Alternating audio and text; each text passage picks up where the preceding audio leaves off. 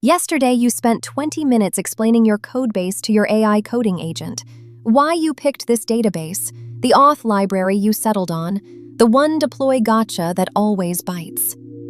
Today, you open a fresh session, and it knows none of it. Every new chat, your agent is a brilliant intern with total amnesia. You re-explain the same context over and over, forever. Here's the thing. The model isn't the problem. The problem is it has nowhere to remember. So today, the open source tool that gives your coding agent an actual memory, and it comes from a name you'll recognize.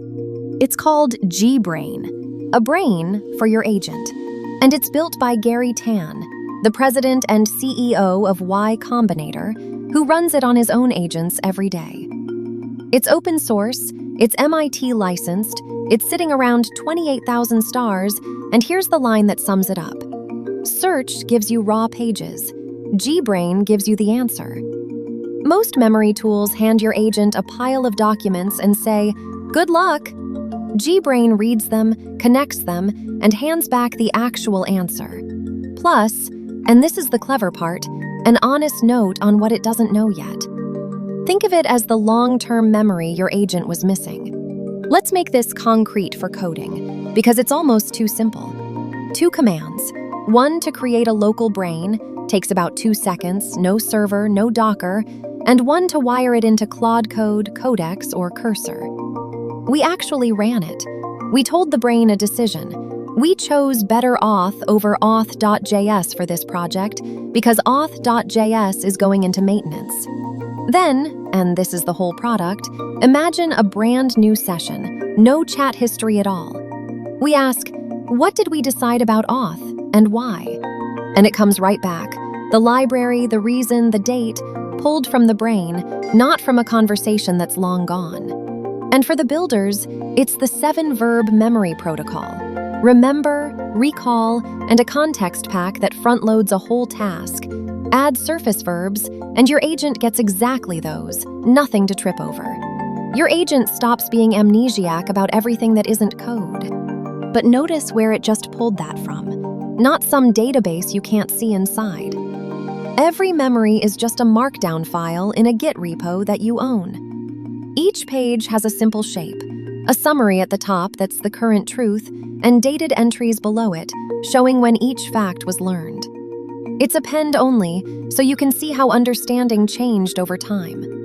Read it, clone it to another machine, or delete the repo and the brain is gone. It's yours, not locked in someone's cloud. That's a very different deal from a memory feature you can't see inside.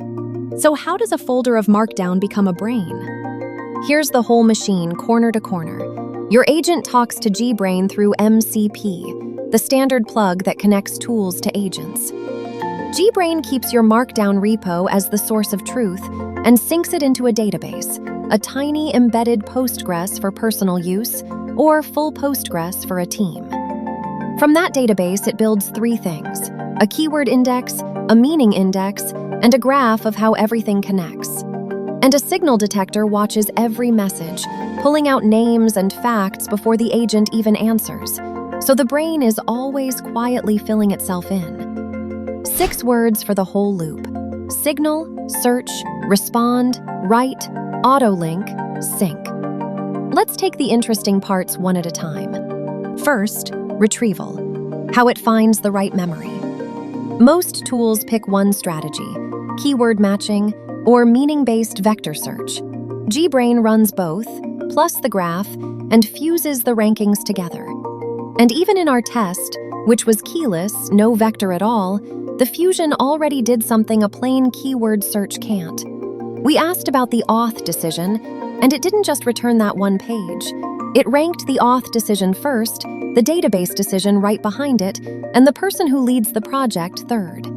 Real scores, 1.0 down to 0.49. That's the difference between here's your keyword and here's everything that's actually related.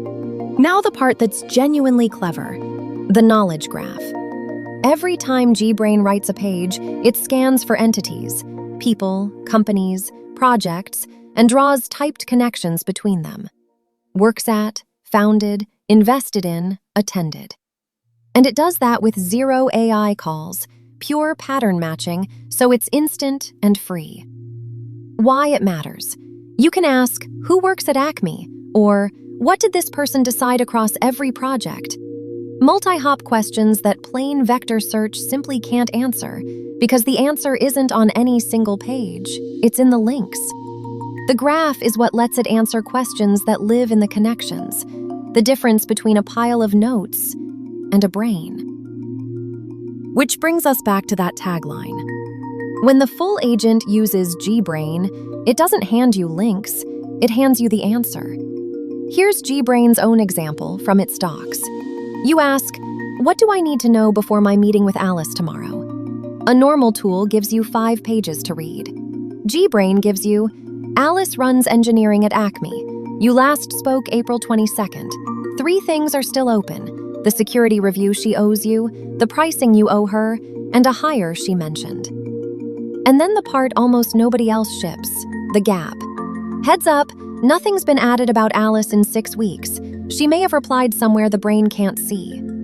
It tells you what it doesn't know, so you don't overtrust it. And one honest limit, worth saying out loud, gbrain doesn't think for your agent. It remembers and it connects. The reasoning is still your agent's job.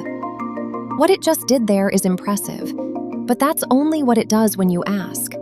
The rest of what it does, you never even see. And you're not locked to one agent. gbrain connects over MCP, the standard plug, so the same brain wires into Claude Code, Codex, Cursor, Hermes, whatever you use, with one command. Want it dead simple?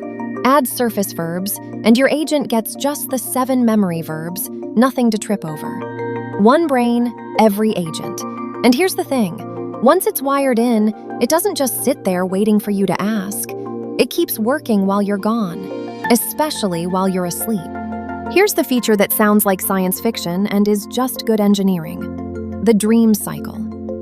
gbrain runs as a daemon, a small program that's always on, and while you sleep, it goes back through the brain and improves it. It merges duplicate notes, fixes broken citations, scores what matters, and, my favorite, it spots contradictions, where 2 pages disagree and flags them. It's the difference between a notebook that just piles up and a memory that gets sharper on its own. Garry runs this over a brain of more than 150,000 pages, by his own numbers. You wake up, and your agent is a little smarter than it was last night. A few honest notes, because I'm not sponsored. The good part first. It scales without changing a thing you learned. That 2-second local brain is embedded Postgres. Pointed at full Postgres with PG vector, and the exact same setup runs for a whole team, where each person only sees their own slice. They say they fuzz-tested that for leaks and found none. The caveats, quickly. If you just need to grep a few notes, this is overkill, and the always-on version costs real server and API money, though the memory for your coding agent is free. gbrain's bet is the whole package in one box: memory, graph, synthesis, and the overnight cleanup. And the best part, all of it runs on your hardware, your keys, your data. You own every word of it. So, that's gbrain.